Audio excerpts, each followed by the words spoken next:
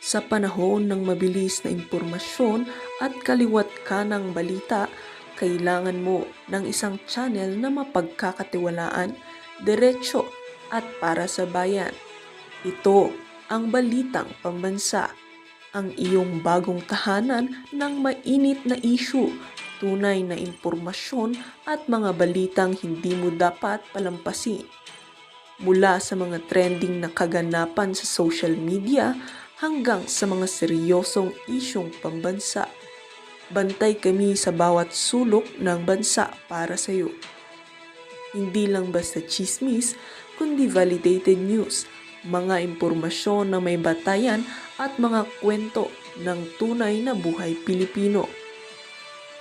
At kung gusto mong laging nauuna sa kaalaman, huwag kalimutang mag-like, mag-share at higit sa lahat, mag-subscribe.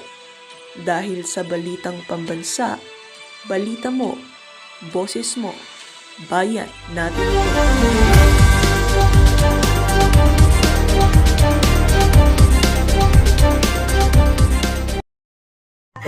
Nakakakaba. Paano ba gagandang relasyon natin sa China? Hindi ko alam. Sabihin mo kay Ading, ikaw naman. Sabihin mo kay Paano Ading. ba yun? Hindi ito ko nga naman, maintindihan. Kasi ang US po nakikipagmabutihan na rin ngayon sa China. Ay, totoo. Ayun. Dapat talaga. Sabihin mo kay Ading. Naku, sa pambihirang pagkakataon, mapapanood natin itong si Mangga dito sa Saganang Mamamayan. Akala ho natin si Senator Rodante Marcoleta lang makikita natin ngayong araw ng Biyernes dyan sa Saganang Mamamayan. Yes, ho pala nila itong si Amy Marcos. Pero bago yan, sa like at sa subscribe. Masaya na ho tayo dyan at sa mga gusto sumali sa ating community, yung join button, nandyan lang ho sa baba. Wala pa rin ho tayo maraming pag-uusapan dito sa video na to. Ika nga makikiusyoso lang tayo kung anong pag-uusapan nitong si Sendante at itong si Senator Amy Marcos dito sa episode na to na Saganang Mamamayan. Mega love shoutout dito kay Sir Jen at dito kay Sir Nelson. Palakpakan ho natin. Malupit ho yung dalawa na yan. Okay, game. Umpisa na ho natin ito mga kababayan. Ayun, nandito na po, Sen.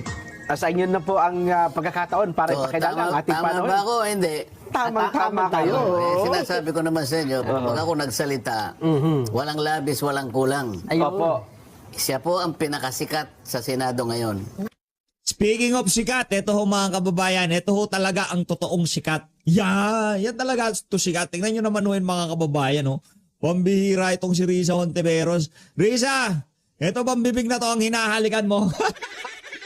Hindi, nagtatanong lang naman tayo. Dati, kasi maraming naglalabas ang mga halingas-gas na ito daw si Boy Lamas, itong si Ronald Lamas, naging close daw ho sila nitong si Risa Hontiveros. Ito ba ang binebeso-beso mong pisngi sa mga nakalipas na panahon? Hoy, Lamas! Ay, hindi no. Aw naman, oo. May pera ka naman siguro para pambili ng supilyo. Pag supilyo ka din, pag may time. Anong lang Pedro Karapat? Lakas-lakas mo akong makabira Yung bunganga mo pala, di mo malilinis. Kaya pala kung ano-ano lumalabas sa bunganga na yan. Supilyuhin mo nga yan. Loko talaga tong si Boy Lamas. Ayan o mga lagay ko lang dito to para, tsaka itong si ano yan. Ito. Yan. Ito, sila ngayon dalawang mag-love team sa mundo ng social media. Parehas na coops. Dito na si Marcoleta. Game. Aking kumare, aking classmate. Kasi classmate ko rin naman sa House of Representatives Nagkasabay po ba kayo sa Nagtagal Kamara? kami, seatmate ko dahil alam mo naman, Marcoleta Marcos. Oo nga po pala. Yun naman pala. Buti Sen, hindi kayo nahawa ng ano ng mga yan, mga kamandag ng mga Marcos na yan. Huwag kayo magpahawa. Oo, gano'n Kaya medyo close kami dalawa. Hanggang sa ako'y makarating sa Senado, ganun pa rin. Marcoleta, Marcos. Wala, inseparable talaga Opo. Yan ang sinasabi ko sa iyo. Mga kababayan, Senador Amy Marcos. Palakpakan, naknantokan, nandito si Mangga. Pambira, kala ko pa naman sino magiging guest ngayong araw na to. Si Amy Marcos manggagamit pala. Naknantokan, dahil pwedeng mag-guest. Hindi. Pero ibigay na natin kay Senator Amy nung huling rally ng INC. Talagang siya ang pumukaw sa imahinasyon ng marami sa aking mga kababayan ng mga panahon na yun. Naknantokan. Nilinabaso niya yung ika nga dirty little secret nitong si... Ay, actually, di na secret eh. Ano na yun eh, public knowledge na nabungag talaga kapatid niya, di ba? Pakilala ka, ma'am. Maraming salamat at magandang hapon. Talagang walang iwanan kay Senator Marcoleta. Parati kami magkasunod. Ano ba yan? Kami yung kadenang totoo. Ayun. Swak kami sa kadena. At magkasama kaming oposisyon. Ngayon, ayan na naman, magkasama na naman tayong minority. Mga kontrabida. Ganun ba yun? Pero tinatanong ni Jen kanina kung ako, ayoko na sumama sa BICAM. Ikaw na lang siguro. Ang sabi kasi, puro vice chairman lang daw. Wala nang gustong sumama. Ngayon, sabi ko, at least may kinatawan kahit isa yung minority. Vice chair ka naman. Ayun, kaya vice chair okay ako, ka na. wala nang choice. Si Bato, hindi na mahanap. Ayun na. Tapos, si Hinahanap Jinggoy. ba? Ewan, di ko alam. Sabi, alam daw kung saan eh. Nasa Oo nga, Pampanga daw nakita eh. na rin kung saan-saan eh. Opo. kung saan- Eh, ako, napapirma ko doon sa minority report eh. Ganun ba? Kaya nga eh. Sabi ko sa Anim kaming nakapirma. Nakapirma? Oo, nakapirma. Kasama ba si Senador Bato doon sa anim po? Sa pumirma? Opo. Oo, bigay mo nga sa akin yung aking... Kitab? Kitab? yung aking... ano yan? So, totoo pala na talagang alam kung saan. Cellphone. Mamaya, para ipakita ko yung, sige nga yung po, pirma sige. niya. Oo. Oo, lahat kami pumirma. Hindi nagtatago yun. Oo, andyan lang yan. Ano kumbaga optics lang yan siya Dante, no? Para ika nga merong ibang mapag-usapan maliban dyan sa mga maanumalyang flood control project. Senator Bato de la Rosa nagtatago na talagang Hindi ko maintindihan, bakit yung ICC warrant, kung talagang may ICC warrant, ba't hindi ilabas? Yun nga. Sabi na, andyan. Sabi naman ng isang kapatid, wala daw. Ano ba talaga? Nasa telepono daw. Sa telepono, gano'n na Hindi, naman. pero- Pareho ng Presidente Duterte. Parang issue pinakita dyan, lang ganyan. Kinakailangan na si Sen Aimee tatayo. Alam ko tatayo siya yan. yan. Isang araw, siguro mga Lunes o Martes. Ayan. Pagka pa naglabas ng warrant of arrest ang ICC, mandatory ba na isusurrender mo na ang isang opo. mamamayang Pilipino? Wag na yung senador, kahit na hindi senador. Kahit na tindera lang sa palengke. Yung DOJ ho ngayon yung DILG inaalam na daw ho yung whereabouts nitong si Senator Bato de la Rosa. Ibang klase ho talaga tong bangag administration na to.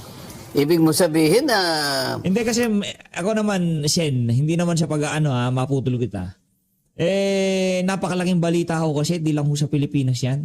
Maging sa international community talagang pag-uusapan yan pag nagkataon. Pagka itong si Senator Bato de la Rosa ay mapadala na sa The Hague, Netherlands. Kumbaga kahit papaano yung pampahaba ng lifeline nila o pampakalma sa sitwasyon dito sa mga korupsyon na kinasasangkutan nila, talagang malaking balita yan kay Senator Bato de la Rosa na yan. yung ICC mas mataas pa sa legal system ng ating bansa. Yun ang dapat nating mapag-usapan din sa Hindi Senado. po pwede yun. Yung nangyari kay Presidente Duterte, hindi dapat maulit. Kasi labag talaga sa ating saligang batas. Wala nang Si Raulo kapatid mo eh. Si Naimi, si Raulo kapatid mo. Hindi nga pwede kaso yung kapatid mo si Raulo. Anak ng towa, mantakin nyo po naman magpa-insert ng 500 million sa sa budget. Oh, 'di ba? Mantakin mo yung mga ginagawa niya na yan tapos yung pagpapadala kay dating Pangulo Rodrigo Duterte sa Daing Netherlands. Ano ba naman yung isang Bato de la Rosa na hindi mapadala? Si Raulo yung kapamilya mo nasa Malacanang, Senator Ryan. Puntahan mo siya, batukan mo. mataas pa doon. Kahit international ek-ek pa yan. Mas mataas talaga yung ating konstitusyon at ang ating mga batas. Siyempre. Yung due process, syempre. At Pilipino yan eh. Kung Pilipino, syempre, kailangan dadalhin muna sa korteng Pilipino. Kung makakuha sila ng warrant of arrest, ayun. Pero kung wala pa, walang visa yun. Nasa korte natin, nakilalanin o di kilalanin yung mga warrant na linalabas na galing sa labas. Tama-tama. Nung nakaraan, di ba, Nelson, natalaki natin, na naglabas na ng Ruling, ang Supreme ruling Court. sa Supreme Court tungkol sa bagay na ito. Di po ba, Superate? Yes, ang sabi naman na wala pang issue, wala pang injured party, wala pang maski ano. Kaya dinismiss yung kay Bato. Yun ang intindi ko eh. Aha. Kasi premature eh. Wala Premature pa daw. namang, wala pa nahuli. Wala pa question yung nahuli. yung Oo. Wala PNPR, pang maipakita Opo. yung ICC. Dapat may mahuli na halimbawa, may nahuling butiki halimbawa. Para meron ng actual case. Actual Wala controversy. pang Doon kaso natin eh. matetes kung talagang kakasa ang Supreme Court. Kasi kung ako yung Chief Justice ng Supreme Court, Opo. teka muna. Aha. Bakit? Mas mataas ba yung legal system o yung ng ibang bansa, ng ibang bansa kaysa sa atin? Hindi naman ako papayag sa ganyan kasi meron tayong saligang batas, sasabihin niya. Opo. No person shall be deprived of life, liberty, or property without due process of law. Bigla mo isasakay na naman sa kung anong nangyari. Sabi nga ni Sen. Aimee, Uulitin ba yan? uulitin mo na naman yun. Aha. Samantalang kung tutuntunin mo mismo, yung mismo provision ng Rome Statute, kung sino man, halimbawa talagang nakapag-issue na ng warrant of arrest, Opo. makikialam pa rin yung yung judicial authority ng domestic court eh. Kasi para masino mo kung talaga yung sinampi na yun ang taong yun. Ayun, At opo. kung halimbawa yung kanyang karapatan ay naproteksyonan. Opo. Kaya dadalhin mo muna sa korte. Hindi mo dadalhin sa Villamor Airbase eh. Kailangan nating matingnan, matest. Opo. Kung nasusunod pa rin ang mga batas. Kaya nga, dapat Parang po hindi talaga na yung eh. mga Kasi sabi, kababayan.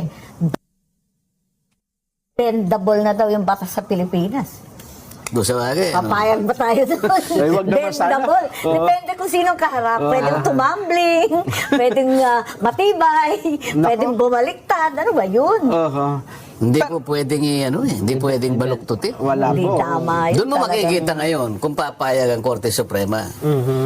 So, purbahan mong baluktutin ngayon. Oo. Eh mukhang sa mga nakaraan, Wala nga doon pa lang sa petition ng kampo ni Senator Bato de la Rosa na ipakita nitong si Boying Remulla yung kanyang sinasabing tawag dito warrant hindi na ho kinatigan ng kampo nitong si Senator Bato de la Rosa eh. Kasi nga naman yung mga yung iba diyan sa Korte Suprema sa ating nakikita makapit ho yung si Boying Remulla diyan sa lugar na yan. na madaming kasong naisampa sa Supreme Court, mukhang matibay at matatagang paninindigan ng Supreme Court na dapat susundin ang itinatadhana ng saligang batas. Lalong-lalo na yung sa mga paglilipat ng pondo. Hindi po ba, Sen? Oo. Nanindigan ng Supreme Court eh. At least nakita natin ngayon na sinabi niya, ay balik mo yan. Hindi mo dapat kinuha yan. Aha. 60 billion yata yun. 60 billion. Tsaka PhilHealth. Oo. Oo, labag din O, sa pagkatapos charter ng PhilHealth. yung PDIC. PDIC, mas malaki yata yun. Mas malaki pa. At saka yung may iba pala mga ahensya ng gobyerno, Sen, na kinunan din, pwede daw pala nilang gamitin yung naging desisyon tungkol doon sa PhilHealth issue na para bawiin din po pala yung kanilang Oo. mga pondo. Yun din ang sinasabi ng mga GOCC at yung mga GFI Yun. na pare-pareho naman ang sitwasyon nila. May sarili Opo. silang charter, hiwalay sila. Kung baga, korporasyon sila. Opo. Hindi sila directly under the mandate of the department. So, hindi sila pwedeng pakialaman ng basta at huhugutin lang kung may Ayun. pera kung saan-saan. Hindi naman po pwede yun. Pero ang sumunod na tanong ngayon, bakit sa halip na sa uli, kukunin sa GAA? Kaya nga eh. Pwede ho ba yun, Super Ate? Palagay ko, hindi po pwede yun, di ba? Isusoli yun, manggagaling sa National Treasury, Ayun, isusukli mo. Siyempre, hinugot mo eh. Kaya ngayon, nangangamba rin yung Maharlika Fund. Kasi yung pera nun, wala naman tayong bagong revenue. Ika nga, walang bagong windfall. Di ba? Dapat ganun eh.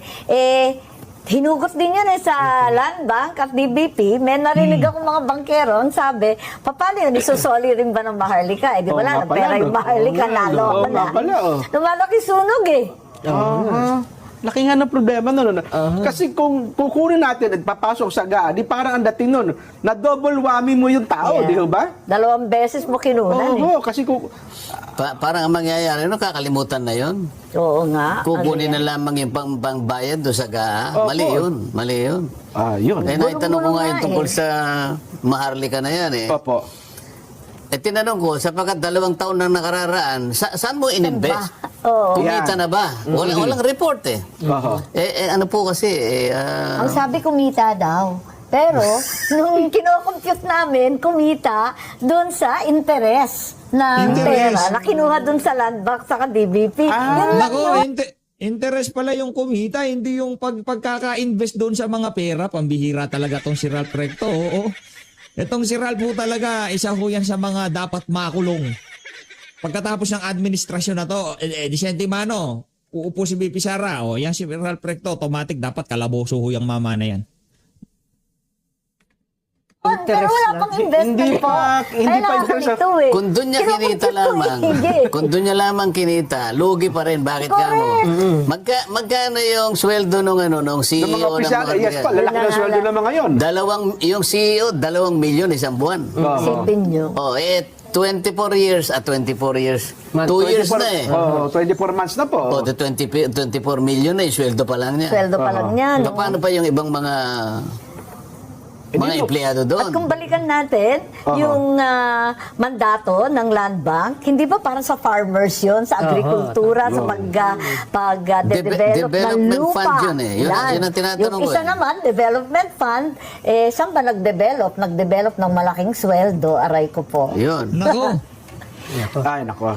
Nabanggit niyo, Super Ate, yung lumalaking sunog. Hindi ba itong 4 na priority bills ay pamatay sunog?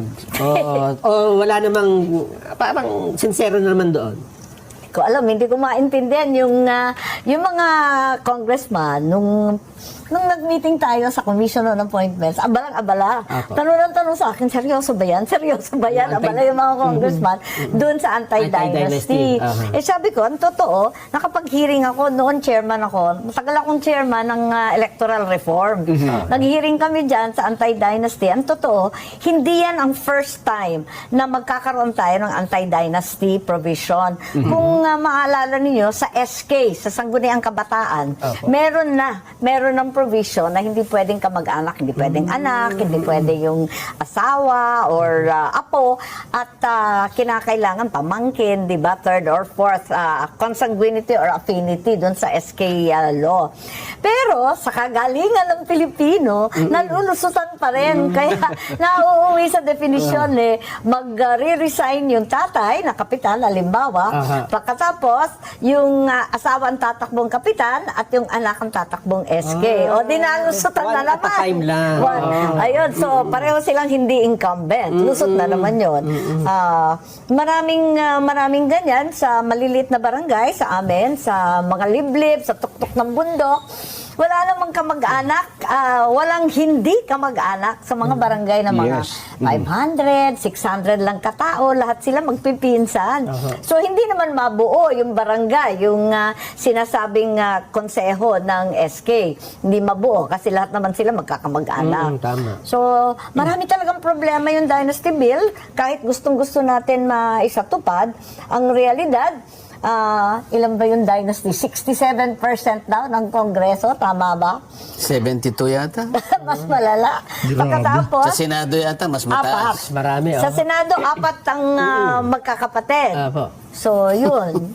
4 po, di ba? 4 na 4. pare. Opo. Bilyar at... Bilyar, Cayetano, Cayetano. Tulfo, at saka Estrada. Oh, there we go. Ayun. Ako hindi ako naniniwalang may papasa Makakalusot yan. kaya sa Kongreso. Imposible. Hindi ako naniniwala. Imposible ho yan. Tayo yan sabi ko sa inyo nung una pa lang. Kalokohan ho yan mga kababayan. Ang mga ano dyan, nagpasalamat kay Marcos Jr. Naniwala na mangyayari yan. Anak ng tokwa, kung di kayo nabudol noong 2022 dito sa isa na to, talagang matindi ang pagkakabudol sa inyo nitong si Marcos Jr. Wala kasi isa ako sa mga naunang mga members ng House of Representatives na nag-file ng anti-dynasty bill. Anti-dynasty. Kung hindi ako nagkakamali, 14 Congress Naipile na o yun. 15 Congress. Alam mo, ang sa frustrations, Nangyari? hindi na agenda sa Hindi committee. yata na kalendaryo, di ba? Isipin mo yung kailangan lang inagenda- makalendaryo man lang, mapag-usapan man lang. Wala. Alam po ninyo, nung kinalendaryo ko, ang daming nagalit sa akin. Oo, Ako yan. lang yata nag-hearing. Ganun Dalawang ba? beses ako nag-hearing. Yung ikalawang hearing, wala nang sumipot. Tapos hindi na nakikiusap sa akin. Galit. Paano ba ito? Ako tinanong ko lang yung COMSEC. Sabi ko, COMSEC medyo nagtagal Yung, Oo nga. yung anti-dynasty ko matagal na ito 8 months na ako. Binibilang ko Kausapin niyo po si chairman. Bakit naman ako? Di ba ikaw dapat ang nag-ano niyan? Hindi ba kinakailangan bang ano eh? Di ba basta kausapin niyo si chairman? Pagkausap ko kay chairman, kausapin mo si speaker. Eh, sabi ko, ibang Ibang klase, no? Pag i-agenda nyo lang, pati si speaker pa rin, guguluhin pa natin. Nakita ko ngayon. Sabi ko, talagang walang mangyayari. Wala sigurong, siguro, nung panahon na yun, siguro ako lang siguro ang nakakaisip na dapat, isa katuparan natin yung sinasabi na saligang batas. Opo. Kasi nandun Andun. sa saligang batas. Kaya naisip ko, para magkaroon ng bisayan at hindi na magtalo-talo. Kasi, totoo yung sinasabi ni Siya Naimi wala siguro ngayon sa panahon natin ang magle-legislate ng isang batas na labag sa kanilang interes o lalaban sa kanilang interes. Para natin magawa yung anti-dynasty law na yan, kung sakasakali magkakaroon tayo ng pagkakataon na ma-amyenda ang Constitution. Yung bahagi ng provision na yun tungkol sa yung dynasty, aalisin mo lamang yung phrase na as may be defined by law. Ibig sabihin, halimbawa nakalagay to prohibit political dynasty. Ang nakalagay kasi ngayon, as may be defined by law. Ayun. Pag tinanggal mo yung as may be defined by law, period na yun. Ang magiging epekto ng provision na yun, self-executory siya. Hindi ka na mangangailangan ng isang enabling law para sa ganon ay matupad mo yung constitutional order na yun. Tatanggalin mo lang. As may, kasi pag sinabi mo As may be provided as by- may be defined by law, gagawa ka talaga ng batas. Kaya mangangailangan ka talagang mag-file ng anti-dynasty bill. Ayun. Aba, ilan ang kalaban mo riyan? 70% dito ang kalaban mo. 62% doon sa baba. Patay Walang kang mangyayari bata ka dyan. pa talaga pero, naman. Sen Aimee, Talagang problematic Dalawang hearing nga lang galit na sa akin Hindi na ako kinikibo. ngayon po, mismong speaker Opo, at saka ang Pangulo, mismo daw nagsusulong nito. at Seryoso daw yung po majority floor leader Opo. Kakayanin ba? What do you think? Sinong nagsusulong? Speaker Faustino D. Speaker po, At Gigi majority At saka si Sandro. Sandro. Naniniwala ka naman. Seryoso? Serious ba? Ang problema kasi... Ako po nagsusulong. Opo. Pagtalikod. Kunwari lang yun, Ang mahirap kasi Tama naman ho yun mga kababayan. Baka pakitang tao lang yung ano na yun, yung Boji D at itong si... No, ano lang ho yan mga kababayan. Pag naniwala kayo dyan, parang ano ho yan, mambubudulo kasi ang mga yan. Kasi ngayon dahil kasalanan rin ng media kasalanan ninyo Opo. Showmanship na lang Hindi, kami po naniniwala. Performative legislation, nalo ako na. At least napila. O bahala na. Kayo na. Sabi nga ni Mang Dante. At ganun din yung magde-define ng party list po. Di ba? Ayun, yun. Dalawa Yung talaga. party list Yung reform party act. list. Nag-hearing din ako dyan. Sa awa ng Diyos, ako lang nagtsatsaga. Sa dalawang hearing, yung unang hearing, may dumating pa, nagpadala yung mga party list ng ilang abogado nila. Meron silang mga kinatawan. Yung ikalawa, naku, talagang nagwelga na. Hindi na sumipat, maski isa. Pambira talaga. Kaya, ewan ko ba, paano ba? Pero bilang Paano isa pa po sa boboyan? San Dante, doon sa part ng party list, ano bang mga dapat itama doon sa batas natin may kinalaman sa party list? Ang isa sa dapat itama dyan, Opo. kapag wala siyang malinaw na sektor na re-representahan, Ayun, huwag mo papayagan. Ang problema po kasi dahil sa kaso ng Korte Suprema, kahit non-member ka doon sa Marginal Sector Association na yun, lusot, pasok ka. Kaya, ewan ko, yun ang nangyayari. Kanya-kanyang party list. Pero hanapan mo pa rin ng sektor. May sector sila, Katulad halimbawa, pero hindi sila member. hindi ko nababanggitin yung pangalan. Opo. Sige, banggitin na ninyo. Pero nasa Alam isang naman natin block. lahat. Opo. Sabi ko, anong sektor ka naman? Kasi kung hindi mo maituturo, kasi ako urban poor. Opo. O itong isa ako, senior citizen. Yan, opo. Ito si mangingisda. Ayan. Ikaw ano ka? Lahat daw ano niya. Lahat. Edi ang laki ng advantage mo pagkabutuhan ako. Ang boboto lang sa akin halimbawa Urban yung poor. kumikilala sa urban poor na Yes po. tagapagtanggol. Ito naman ang boboto lang sa kanya senior citizen. Ito mangingisda, ito farmer. Opo. Ikaw anong ano mo? Lahat kanya. Pagka naman tinignan mo yung pangalan ng ano niya, talagang hindi mo malaman kung ibig sabihin ng pangalan ng ano. Oo. O halimbawa sinabi mo akba. Hindi ko na babanggitin Ayan na, talaga naman. Ano nga Itago natin sa pangalan na. akba. Kayo talaga. Ano ba talaga ang sektor mo? Hindi, kanya lahat ano ko. Sakop lang. Sakop. Pwede ba yung lahat sakop mo? Walang sinasabing ganon. Ang mismong saligang batas nagsabi, labor, kanya, Yeah. urban poor. Sinasabi. Marginal sectors dapat Opo. eh. Marginalized nga eh. Dalawang operative boards ang kailangan, sabi niya. Underrepresented, Yan. marginalized. Marginalized. Oh. Kayo, marginalized ka ba? Underrepresented ka ba? Aha. Lahat na. Underrepresented daw po yung kontratista. Kukunti lang siguro kayo sa bilang, pero